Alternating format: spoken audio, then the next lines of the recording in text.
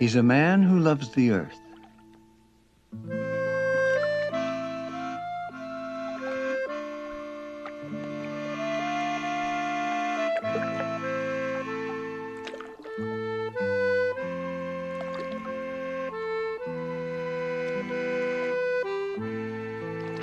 He's a man who likes to say, I always want to know what's on the other side of the hill.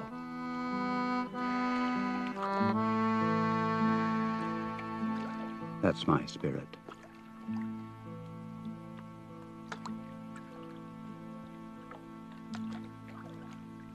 That's what keeps me going.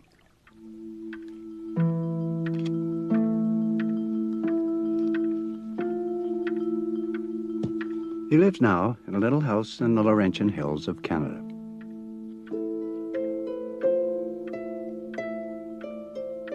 It's full of mementos, souvenirs, photographs. The earliest picture of him is at the age of 3, the year he first tried on a little pair of skis. That was 1877. The man they call Jack Rabbit Johannsen is in his 100th year.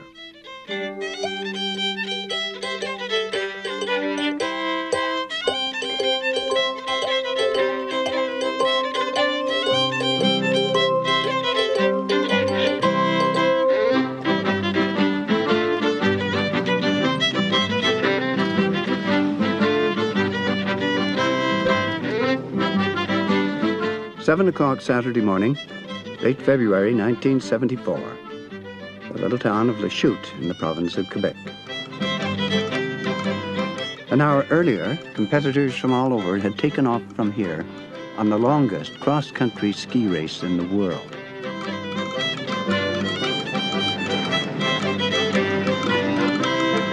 But most of this bunch was in it just for fun, to be able to say they'd been on that famous trail. At 5 o'clock that morning, Jack Rabbit was up and about as usual. Hi! I didn't know you were here.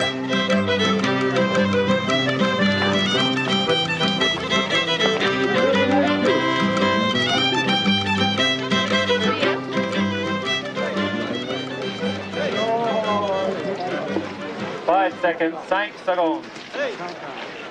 5, 4, 3, 2, 1.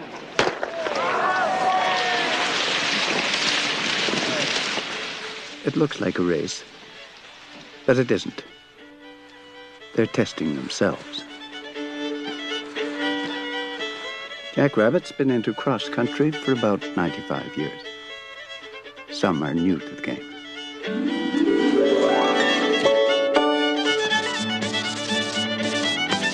A few of them will actually complete the course, 80 miles in 2 days.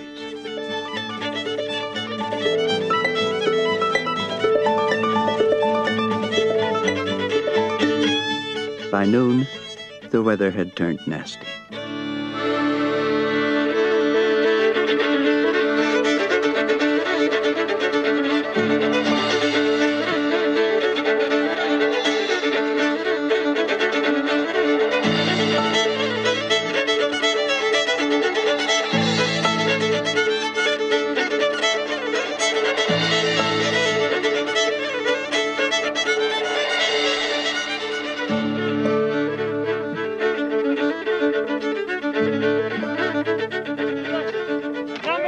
By late afternoon, Jack Rabbit was at checkpoint 4, 40 miles from the start. He'd been driven there by his daughter.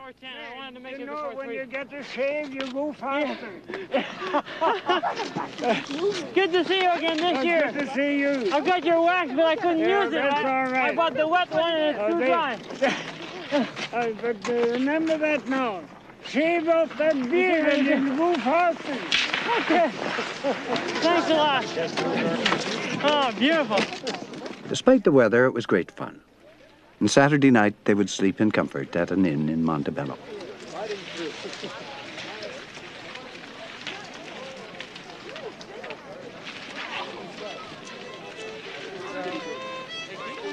Sunday, A glorious day. They came trickling in all afternoon. Some had done the odd 10-mile lap, some just a couple of miles. Jack Rabbit managed the last 200 yards. It was a token, a gesture.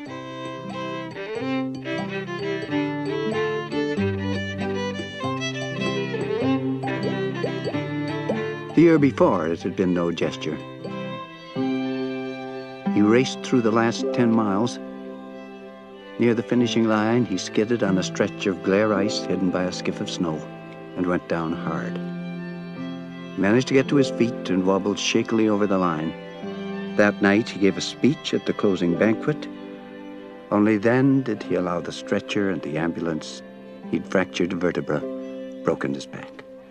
The man who had to keep going was stomped. Hi.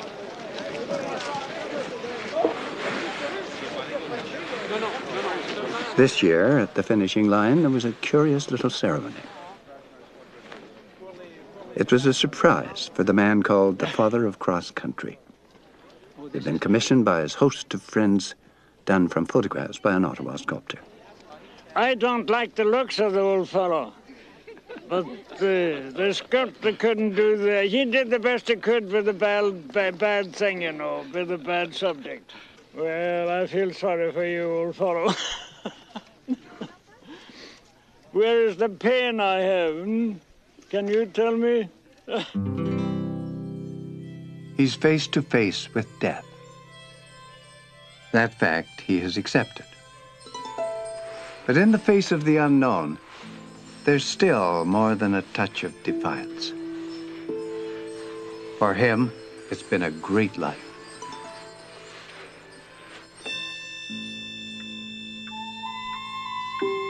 He's 98.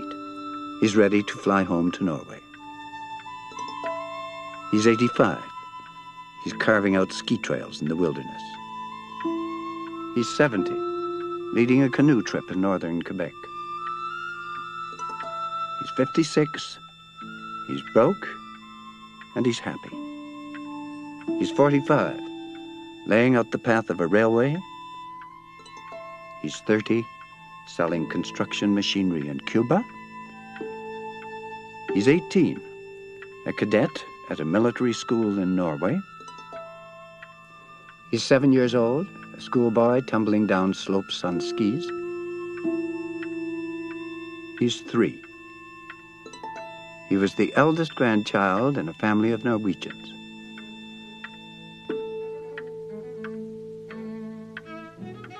The youngest in this picture are his baby sisters. The oldest, his grandfather, a commodore in the Navy. If you go back enough generations in this family, you hit the Vikings.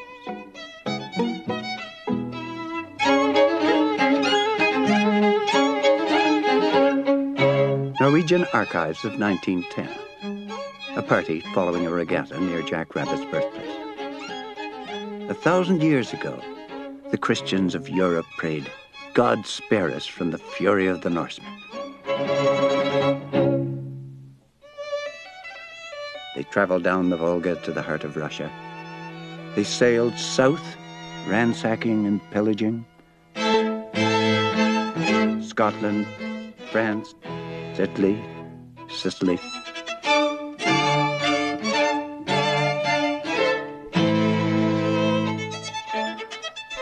But they tended to get lost.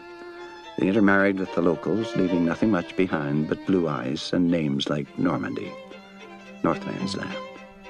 But it wasn't just the wealth and warmth of the south they were after. They sailed west to settle Iceland. They even established a settlement in Newfoundland, the first Europeans to reach the New World hundreds of years before Columbus. 1,000 years later, they were heading for the ends of the earth. Both ends. These pictures were taken on Amundsen's dash to the South Pole in 1910. It was the third epic journey of the famous ship Fram. Its first voyage was in command of Fridtjof Nansen. Nansen went on an expedition trying to get to the North Pole in 1893. He entered the ice at the New Siberian Islands on the Siberian coast with the idea of drifting across the polar basin. Nansen was young Johannsen's hero. The Fram was built to ride the ice, and its next time out had a lot to do with Canada. Jack Rabbit had become a friend of the great explorer Sverdrup. On the second trip of the Fram, Sverdrup took the Fram, and I came very near being on that expedition. I was just about ready to sign up when my father found the money necessary in order for me to carry on with my studies. And I don't know whether I should be sorry or glad that I didn't go on that trip. That trip lasted from 1898 to 1902. In those 4 years, Sverdrup discovered and charted what is now the vast northeastern part of Canada. Until then, terra incognita. In the end, the Canadian government bought it all for $67,000.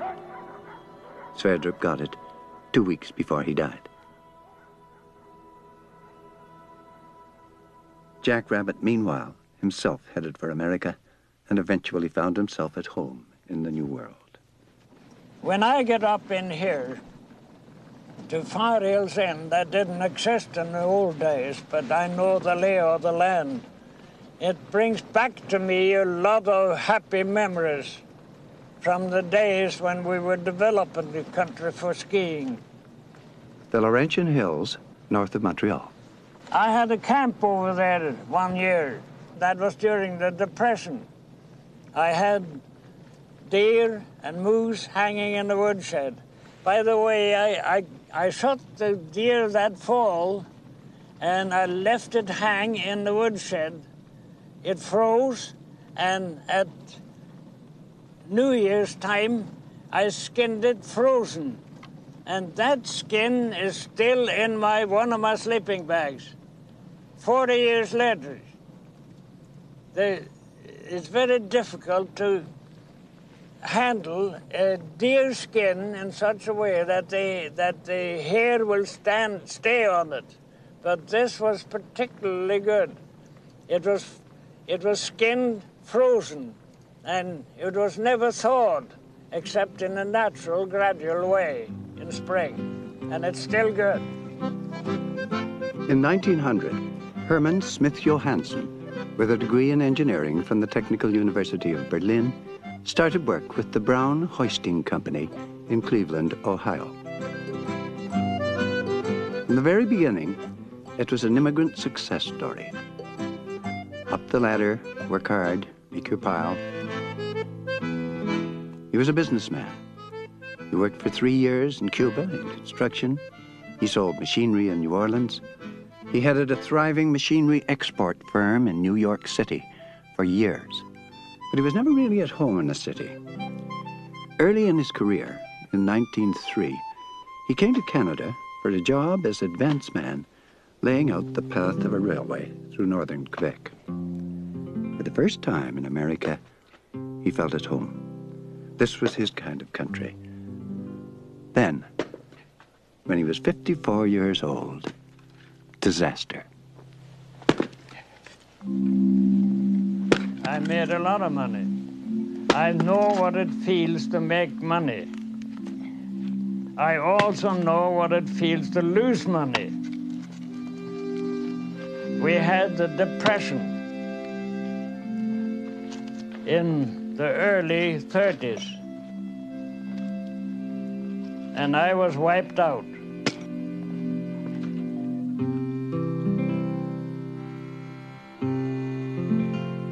His money had been in stocks, and the construction machinery business collapsed.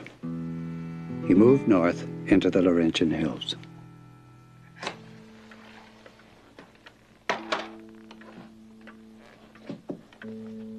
His first 50 years have been pretty good. The last 50, even better.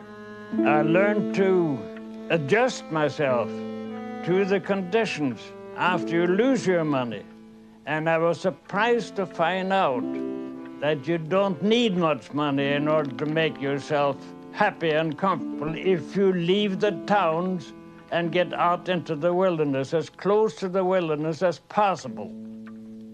In other words, that I lost the money has made me. He's one of those rare beings for whom hardship has never meant despair.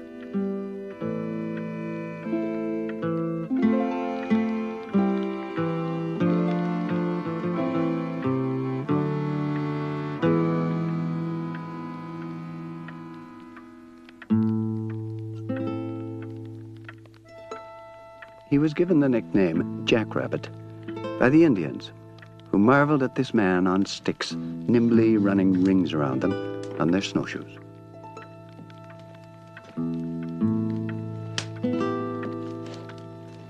Skiing has been connected with all the most important events in his life.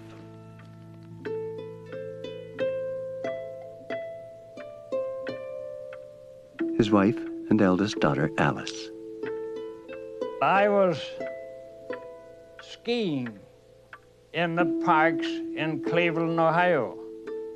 There was a skating rink nearby, and the skaters saw me in the hill doing some very peculiar things on a pair of skis that they had never seen before, and came over to see what was going on. That's the way I met her.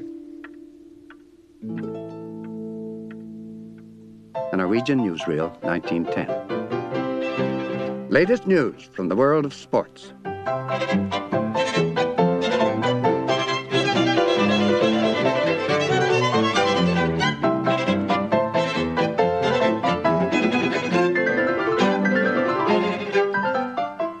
In the 4,000 years they've been skiing, the Norwegians have developed almost uncanny skill.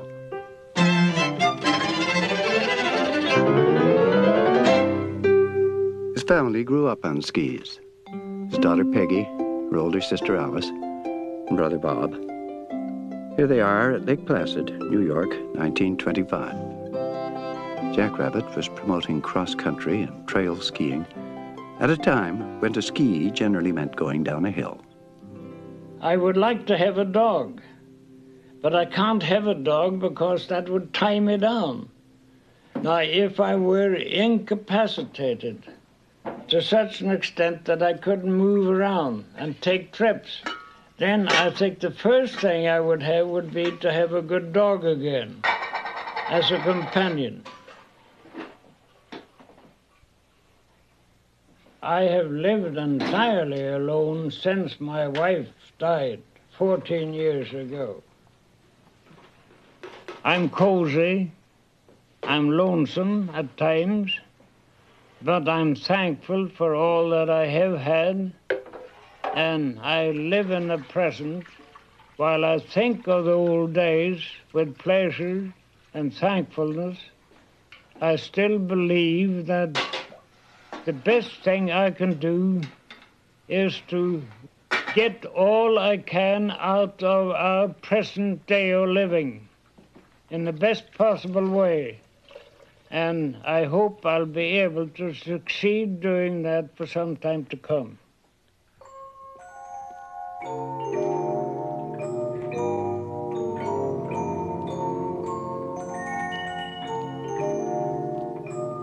In early spring, 1974, Jackrabbit flew home for a visit.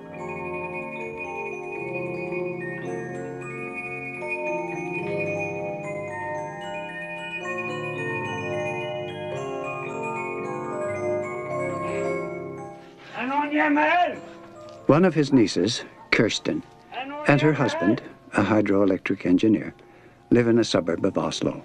God dag. God dag. Får jeg lov til å komme inn? Vær så god, vær så god. Det er godt å ha med den ryggsekken. Velkommen. Her kommer så mange gærne karer, så det er fuglen. De kan jo snakke norsk. Jeg lærte den lære å snakke engelsk. Får jeg lov til å komme inn? Ja. Hei! Hei!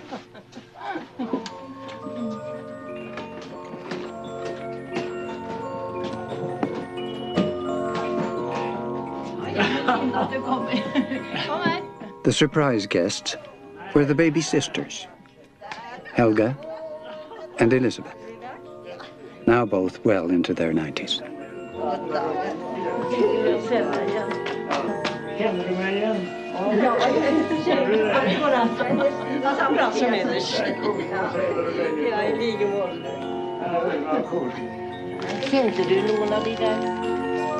When Jack Rabbit was in his early 90s, he worked his passage home to Norway. He went down to Montreal to see the captain of a Norwegian freighter, a man he knew, and they took him on. He worked as a bosun's helper, splicing wire rope, jobs like that. He got the trip home free, but as he says, they didn't pay me for it either.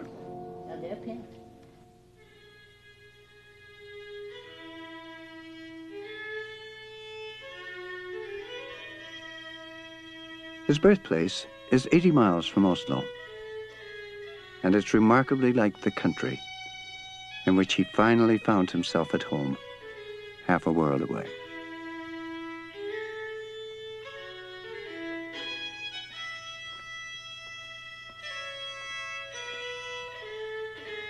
My old friends are all gone. My old friends are all dead. I very often go to the graveyard of my nearest family when I'm in Norway, all alone. It makes you think of the person, and you think of the loved person in such a way that you get pleasure out of it, because you see the wonderful things that you had remembered. You don't think of all the hardship. We all go through hardship. When I remember my parents, it's always something that it's pleasant to me. My father was my companion, as my son is my companion today. His son Bob is now a successful inventor in California who pays frequent visits to his father. Bob's first trip to Norway was a sensational one. In 1939, as champion, he represented Canada in international ski meets in Norway. The Nazis invaded, he was detained, he escaped, and made his way on skis through mountain passes into neutral Sweden. Bob is now almost 60 years old.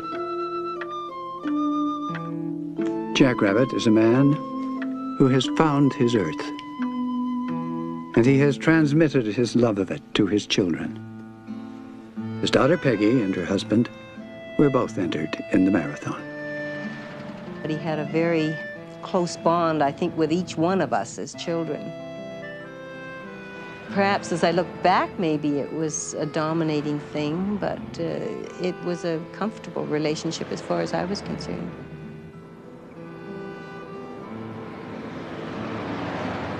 I'm sure he tries to live up to an image now, particularly. He's established a tradition, an image, whatever, and he certainly is trying to keep that up, and hopefully he can, at least till he passes that 100-year mark.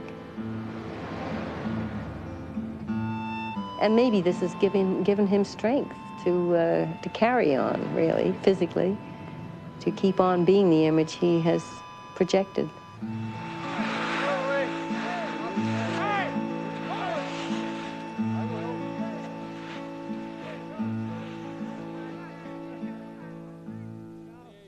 Saturday night, the Seigneury Club at Montebello, the end of the first day of the marathon, 1974. Well, for goodness sake, how are you? How's things going? Good to see you. Good to see you. Are these all yours? These are probably descendants of Johannsen, but let's say they're my descendants for now. They all yours? No, no. No? My kids are... How to do? How are you? How far did you go today? 10 miles. How far did you go? And you? 20. Good. 20? 20. Wow, look at that. Ask this little girl over here, Jim. Oh, that's a champion. Only 8. Retired. Too tired. Just like that. Right. Well, don't let me disturb you, Don. It's good to see you, Jack Rabbit. You look like I really should sit down. I got to sit down a little here. No, I'm tired, you know. Jack Rabbit, this is supposed When to you- be you. Say, that's a jackrabbit. That's what they call me, you know. At the closing banquet on Sunday night, the father of skiing gives a blessing in Cree. Megvis, no takotau, aku metsi sutak. And a few words in English. I'm hungry, let us eat.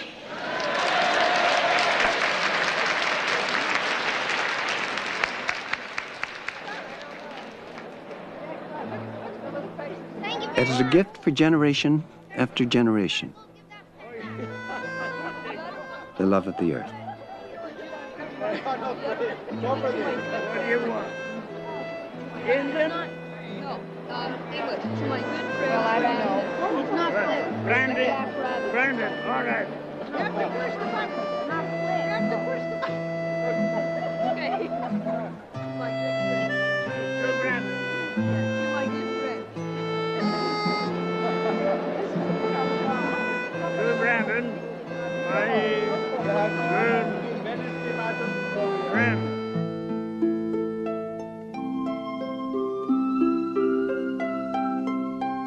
The old house in Norway has been modernized, of course, but it hasn't changed completely. Steps are the same. And I was sitting on a gallery up in here.